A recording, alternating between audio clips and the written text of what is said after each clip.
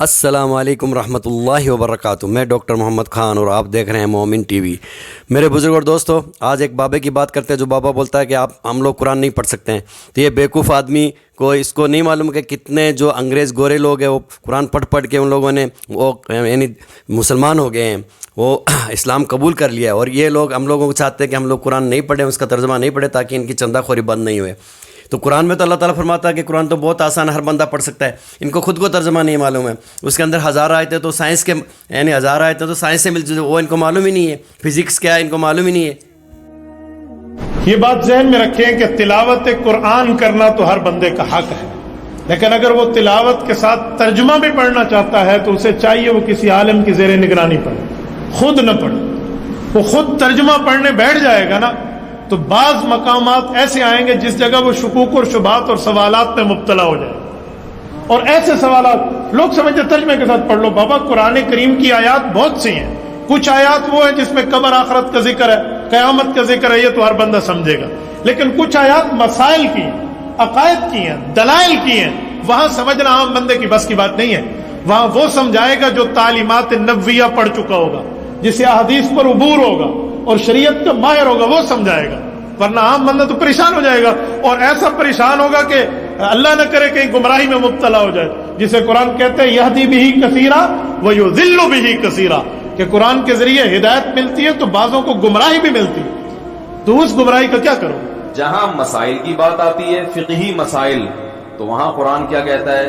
وَأَنزَلْنَا إِلَيْكَ الذِّكْرَ، اے نبی ہم نے آپ پر اس نصیحت کو، یعنی قرآن، یہاں ذکر سے مراد پورا قرآن ہے، قرآن کو نازل کیا۔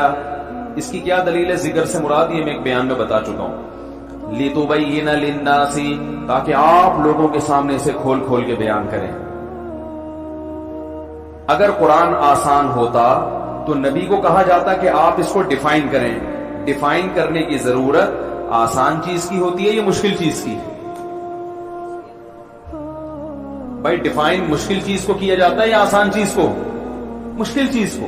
آپ میں فکر کی صلاحیت بھی ہو، طوطے کی طرح آیتیں رٹنا یا صرف نمبر یاد کر لینا یا حدیث کے حوالے نمبر یا ترجمے رٹ لینا، ان سے انسان میں تفکر کی صلاحیت پیدا نہیں ہوتی، کیونکہ فکر نہیں ہے، تفکر ہے، اور تفکر مفکرین کرتے ہیں جن میں اللہ نے یہ صلاحیت رکھی ہے۔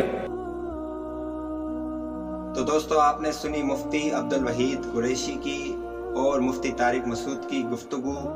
اب اسی عنوان پر انجینئر محمد علی مرزا کیا کہتے ہیں، آئیں یہ بھی سنیں۔ کتنا بڑا ظلم ہے، آج آپ کو کوئی کافر آ کے کہنا جی قرآن حدیث ڈائریکٹ نہیں پڑھنا، گمراہ ہو جاؤ گے، آپ کہیں گے اللہ کا دشمن ہے اس لیے کہہ رہا ہے۔ لیکن آپ کو جو مسلمان ممبروں پہ چڑھ کے کہنا ہے جی قرآن نہیں ڈائریکٹ پڑھی تھا، جی وہ حدیث نہیں ڈائریکٹ پڑھنی چاہیے تھی، گمراہ ہو جاتا ہے۔ اچھا جی ڈائریکٹ نہیں پڑھتے، انڈائریکٹ پڑھا دو، تسی پڑھا دو۔ یہ جو کہہ رہے ہوتے ہیں ان کو کوئی یار آپ ہی درس قرآن شروع کر دیں۔ خود کیا ہوتا ہے اپنے مولویوں کی کتابیں کو فضائل سنت کھول کے بیٹھا ہوا ہے، کوئی فضائل مال کھول کے بیٹھا ہوا ہے، ٹھیک ہے، اپنی اپنی کتابیں کھول کے بیٹھے ہوئے ہیں، چلو یار ہم ڈائریکٹ پڑھنے سے گمراہ جو آپ ہی پڑھا دیں، تو نہ کھیڈیں گے تو نہ کھیڈن دیں گے۔ تو یہ بیسیکلی سازش کی ہے اسلام کے خلاف ان لوگوں نے، اور اللہ تعالیٰ کا فتویٰ بالکل واضح ہے۔ اور یہ آیت وَلَقَدْ يَسَّرْنَا الْقُرْآنَ لِلذِّكْرِ فَهَلْ مِن مُدَّكِرٍ، یہ قرآن حکیم میں 4 دفعہ یہ آیت اسی ایک صورت کے اندر ریپیٹ ہوگی، لیکن پھر بھی مولوی کو آج تک ہم نہیں سمجھا پا رہے کہ خدا کے لیے اللہ تعالیٰ نے تو اسے آسان کیا تو مان لے، کہنا نہیں مشکل ہے۔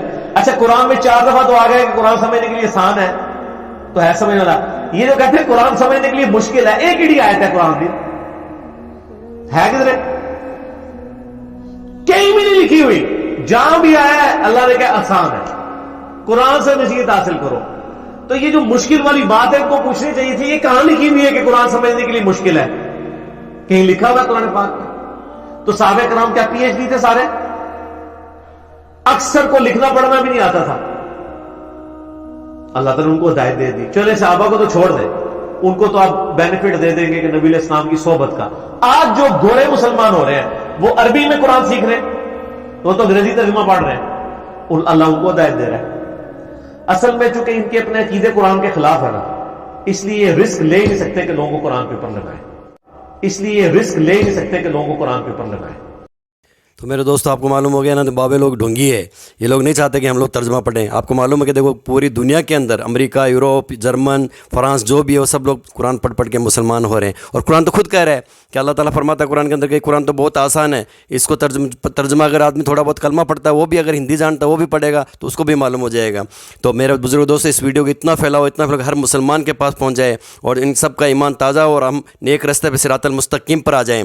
تو میرے بزرگ دوستوں ایک دوسرے کے لیے صلہ رحمی کرو اور قرآن پڑھنا سیکھو۔ میں وہابی نہ میں بابی، میں ہوں مسلم علمی کتابی، نہ میں وہابی نہ میں بابی، میں ہوں مسلم علمی کتابی، نہ میں وہابی نہ میں بابی، میں ہوں مسلم علمی کتابی، نہ میں وہابی نہ میں بابی، میں ہوں مسلم علمی کتابی۔